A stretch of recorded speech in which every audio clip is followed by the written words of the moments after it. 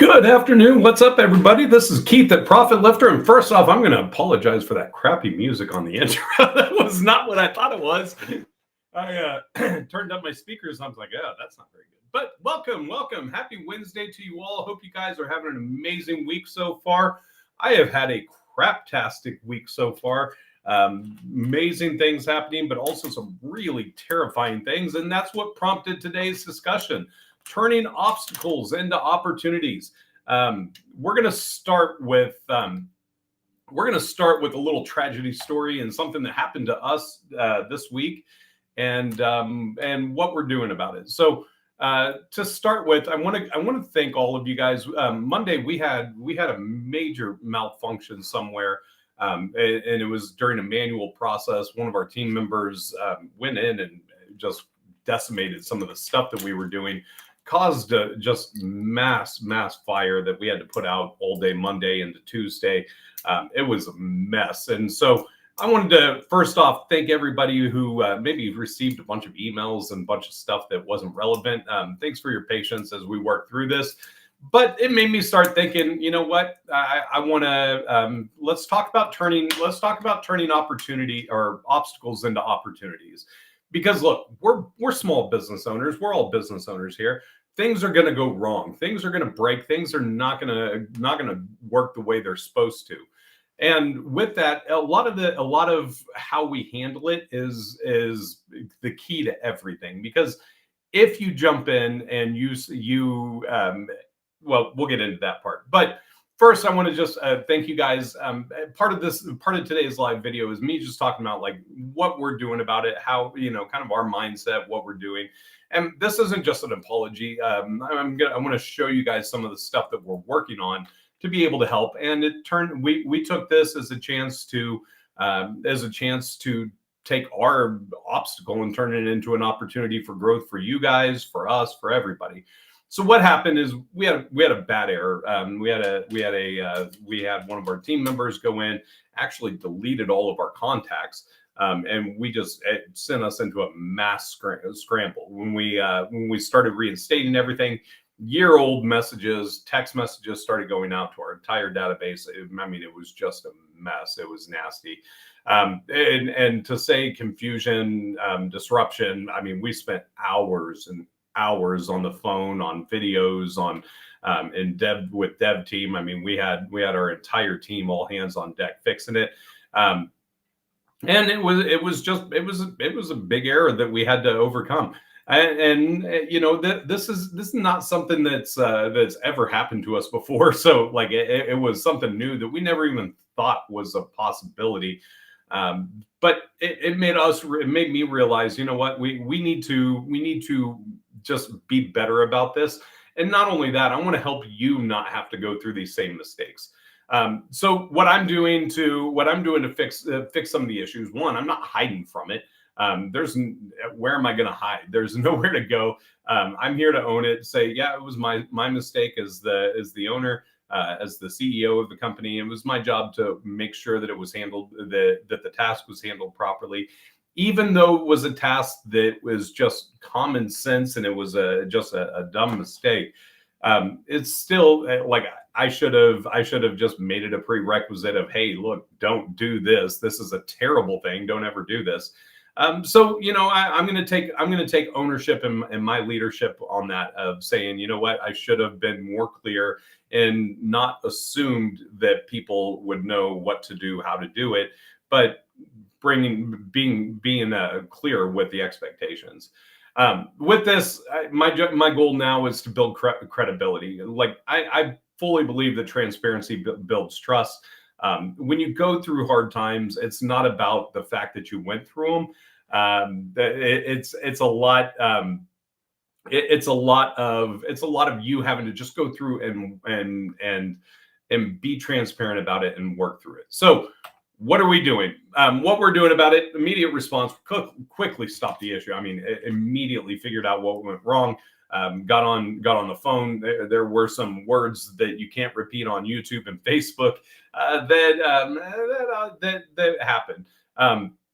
From this, what I figured out, what we were working on is we were actually in the middle of cleaning up our contact list. So we were going through our list. consolidating records, working on cleaning up people who were inactive, making sure that our tags were all in place. And but with this, I figured out, you know what, we're not going to leave this as a manual process for us or for you. So with that, what we're doing is we're actually creating a contact cleanup SnapOn for you guys. And the reason is because I don't want you to have to go through what I went through on this. Is because I went through this fire, I want to make sure that you can avoid it in the future. So be watching soon. We'll have new Snap-ons that you'll be able to load. We're going to include it in every account just because I believe it's a critical part of maintaining the health of your database and your list. And with that, being able to have an automated system so that we take that manual action out is going to help us prevent future mistakes like this. New safeguards prevent accidental bulk actions like this. So, you know, we're putting up our rails, putting up safeguards, and again, it always comes back to, if you can automate it, and that's what we're working on now, is automating this process so that cleaning up contacts, keeping list hygiene is kind of top of mind for us, for our team. And not only that, but again, we want to roll this over to you so that it's something that you can do.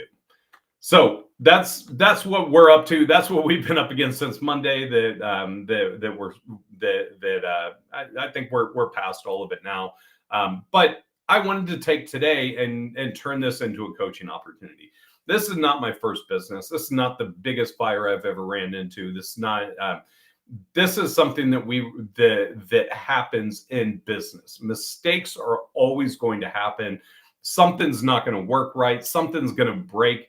And with that, we need to, as leaders, we need to be able to take a bad opportunity and turn it around and make it something that is going to be good and turn it into something positive. Take our obstacles and turn them into an opportunity. So the first part of this is going to be to shift perspective. Going into coaching mode for us right now, every challenge presents a hidden opportunity. When I deal with obstacles, there was this quote by Bruce Lee, and I know it seems abstract for a business, but I love this concept. He was talking about being in the middle of a fight. And he said, where most people lose their power in the middle of a fight is that they tense up. The more relaxed you are, the more your brain is free to think. The more that you are more rational, you're calm, you can make better choices, better decisions. And from there, I've always heard that, and I was in the middle of something in my life, who knows? But it really resonated with me because I realized, you know, when bad stuff happens, if I get emotional and I get tensed up and I start like reacting to this exact situation, I have lost all my rationality. I have lost the ability to creatively think about things. So for me, I always look at obstacles now as, okay, this is something that's happening, but how can I grow past this? And how can I ensure this isn't something that happens together? Now, the other side of this is learning together. What can you do when things go sideways in your business? Because it's going to. If it's not happening now, it's going to happen. And every level, different levels, different devils. Meaning that as you grow, you're going to run into bigger obstacles, bigger problems, bigger things that you're going to have to overcome. If you don't like dealing with obstacles, you should not be an entrepreneur, just hands down, because this is a massive, massive part of our role, is to find obstacles, figure out how to overcome them, and move past them in a highly productive way that engages with that actually builds your company and builds the people around you, and then applying those same principles of what you're doing to fix it to make sure that you just leave yourself in a better spot than you started. So first step, take responsibility. Look, when something goes wrong, you don't point fingers. Don't blame other people. It may have been someone on your team, but you know what? As the leader, as the face of the company, as the person who's out there doing everything, you do not have the luxury or the privilege to blame your team, because your job is to train your team. Don't blame it on third-party companies. If you're working with a third-party company and they don't perform, that still falls on you because you developed that relationship with that third-party company. No deflection. Don't deflect, don't delay, don't disappear. I'm an introvert. I don't like talking to people. When things go bad and things are hard, I get even worse. Like I get real quiet. Like I just want to go. I just want to put my head down, do the work, get the things fixed, and make it hurt or make it stop hurting. Like fix the problem. I don't really like communicating on that level, but that's also caused me way more pain and way more heartache than actually just getting out there, addressing the issue, communicating about it, being transparent. Because here's the thing, somebody who's going to get mad at you because something didn't work right or something didn't because something fell apart or something broke that's outside of your control is somebody who's looking for a reason to complain anyway. So you know what, you just figuring out who that person is, that's cool. But with this, when you start taking responsibility, the people who are really there with you, that really are engaged with what you're doing, know who you are, you build trust with them, not only with your audience, not only with your clients, but also with your team. Taking ownership builds credibility immediately. When you start pushing the blame on everyone else, one thing that it does is it leaves you powerless to make any of the changes. But then it also shows everybody that, you know what, this person's not willing to take responsibility for what they're doing. So if something's not working, don't deflect, take ownership so you can rebuild that trust. People don't expect perfection. They expect accountability. Taking responsibility will get people to listen to you more and trust you, because if you're out there just constantly blaming everybody else from a mistake, they're not going to listen to you anymore, because now you're just scapegoating and now you're just pushing it off on someone else. Take responsibility, don't deflect, and it's going to help you build that trust, regain that respect. And then from there, move forward. Ownership frees you to focus on the solution. It gives you power to fix it. If you're not in control, you can't fix the situation. So take responsibility, take what control you can over any obstacles, and move forward with it. The faster you can move forward, the faster you can come up with solutions and work your way past it, the more successful you're going to be, the more successful and the more your audience, your clients, your team are going to love you as you're moving forward. Step 2, communicate clearly. Be transparent. Again, you see how this is just kind of a recurring theme here. Your audience is more forgiving than you might think. People are not looking for a reason to crucify you. They're looking for a reason to believe in you. They've already bought into you enough to pay attention to what you're doing, even if it's on YouTube or social media and it's an audience thing. Regardless of how people are interacting with you, they are looking for a reason to forgive you. They're looking for a reason to cheer for you. So be transparent. Next, share details. Explain what happened, what you're doing, and what comes next. The more you can actually show, like, hey, here's the problem, here's what happened, here's how we fixed it, and here's how we're preventing it moving forward, it builds trust, because people want to know, don't care that there's a problem, especially in the business to business space. They care about what's the solution and did you find it, and then help me to not make that same problem. And then lastly, build loyalty. Silence creates doubt. Communication builds lasting loyalty. Make sure you're communicating. Do a live video. Explain what's happening. Email, text, whatever you need to do. Jump on the phone with people. Talk to them.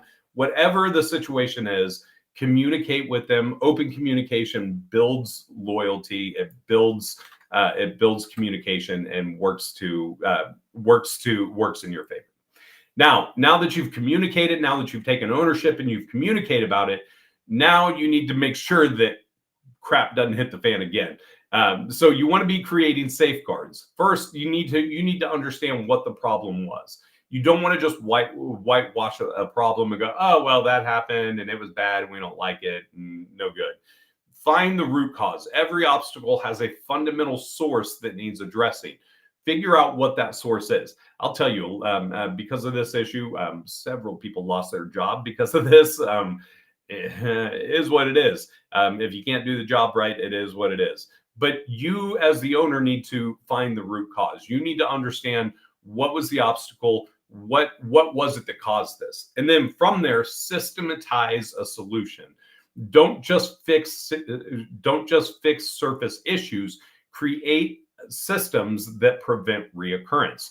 What I mean by this is the reason that I'm rolling out a SnapOn with our list hygiene and keeping our list up to date, all of that, is because now that I've created a system, there's no need for manual actions. There's clear expectation. There's incredibly clear guidelines.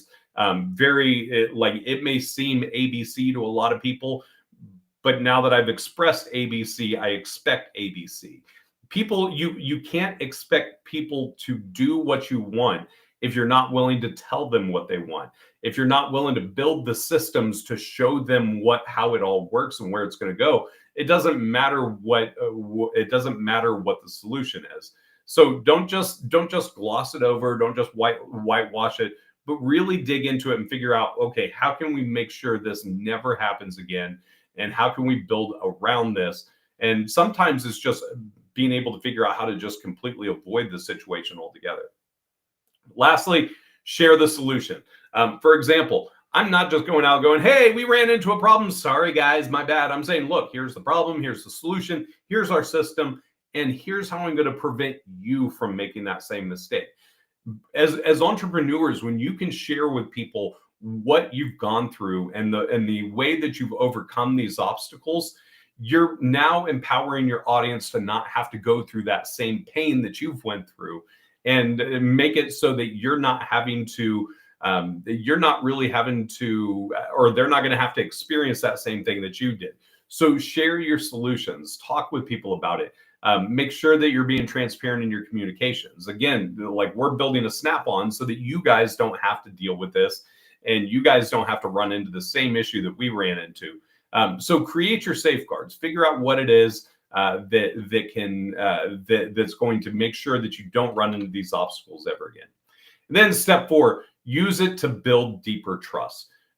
Character opportunity. Every obstacle showcases who you truly are as a leader.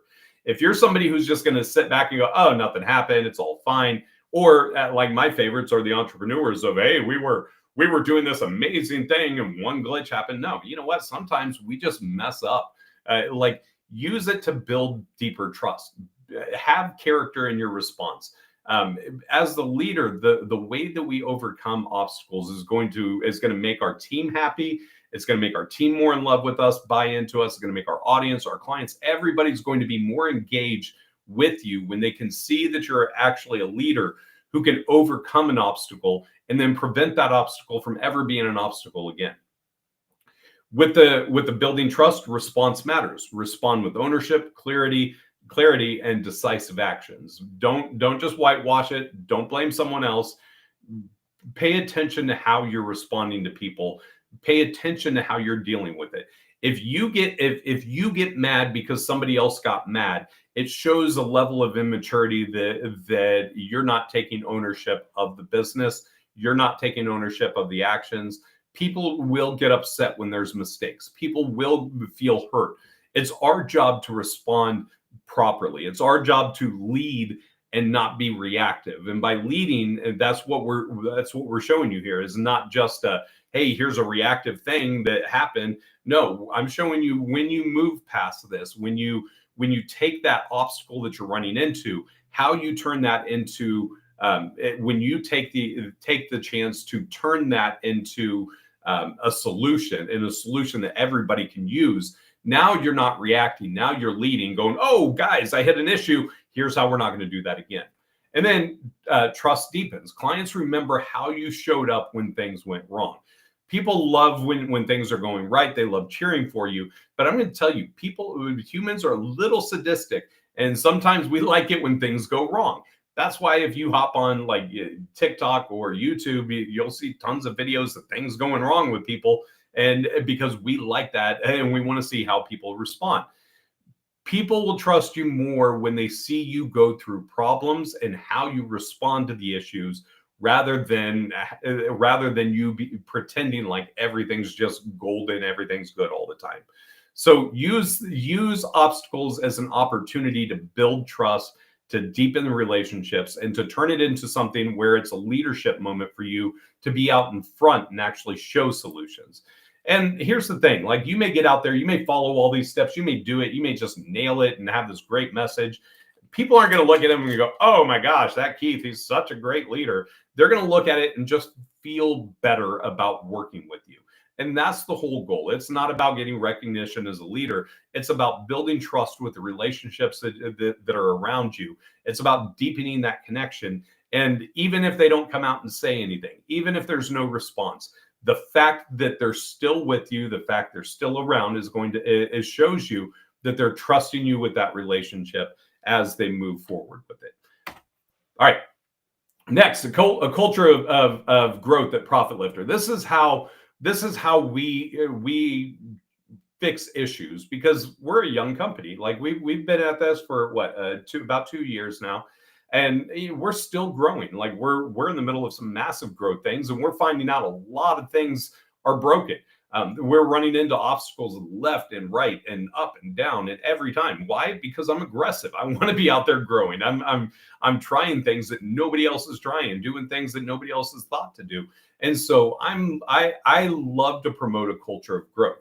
And so with this, taking obstacles, turning them into opportunities is a great chance to like really define like what's our culture when we're doing this. So culture growth at Profit Lifter is beyond technology. It's not just about tech. Like having software, that's awesome.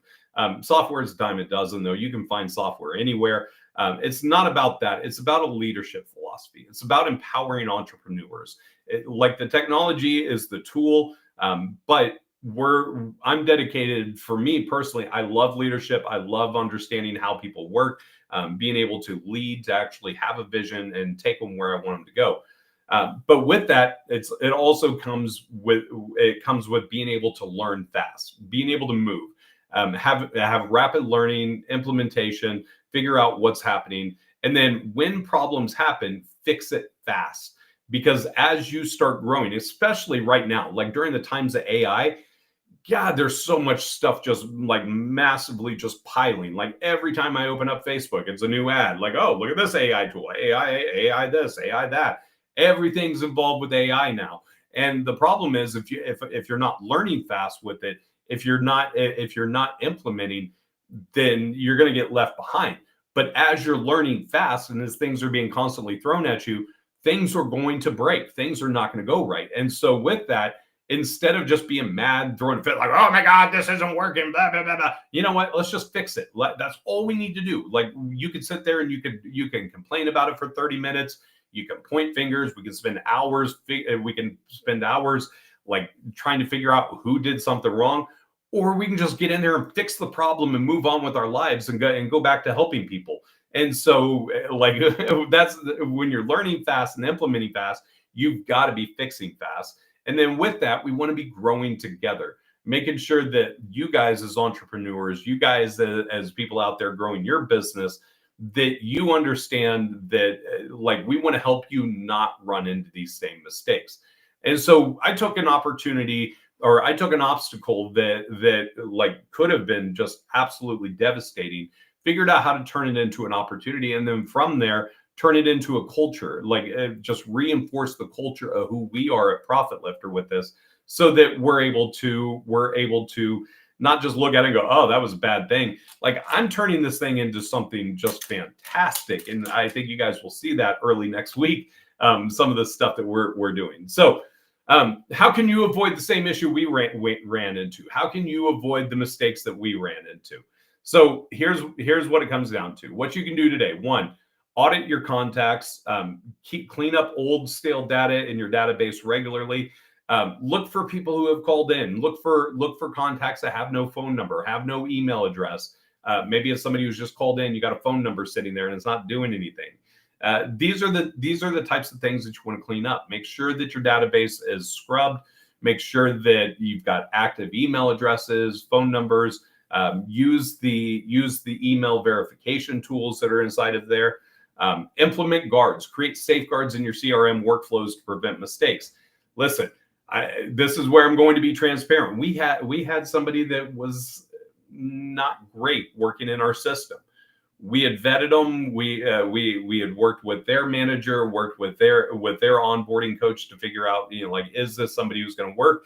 Everything that we saw looked like it should have worked, and they still made the most rookie mistake they could ever possibly make working in a CRM, especially an active CRM. So with this, I've created safeguards. Now I'm locking out the parts that can devastate our business, where like only me and Brett and my senior development team will ever have access to being able to go in and do the stuff that caused this issue. And so the same thing for you. Create safeguards in your CRM. Make sure that if you're hiring a team and they have access, that you're showing them where their guidelines are. Like, look, I don't want you to delete contacts. That's not your job. You have no need for that. And I do that with my sales team. Like, they don't get to see the contact list. They don't get to get in there and just delete anything and make it move around. That's not how that should work. Number 3, use our SnapOn. We've got a new SnapOn that we're building out that's coming soon. It's going to automate the list organization.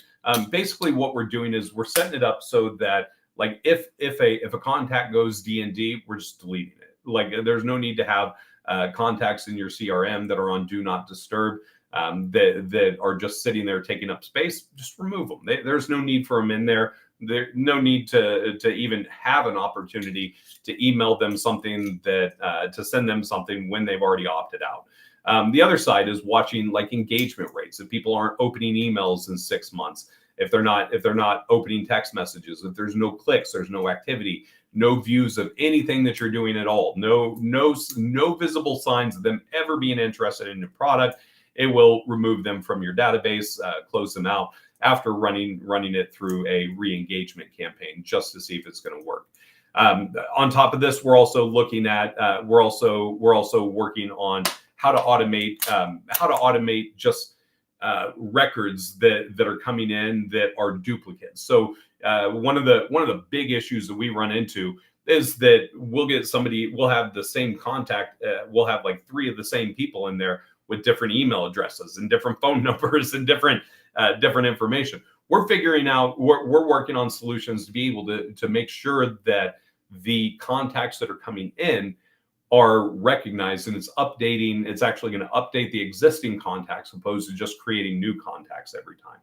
Is it going to be perfect? Yes. Is it going to be perfect immediately? No. But that's what we're working on, and we're doing this for us first, and then we're rolling out the tool to you guys. So we know it's going to happen. And then lastly, transform mistakes. Your next error, turn it into a breakthrough. Don't turn it into a breakthrough. Don't worry that something went wrong.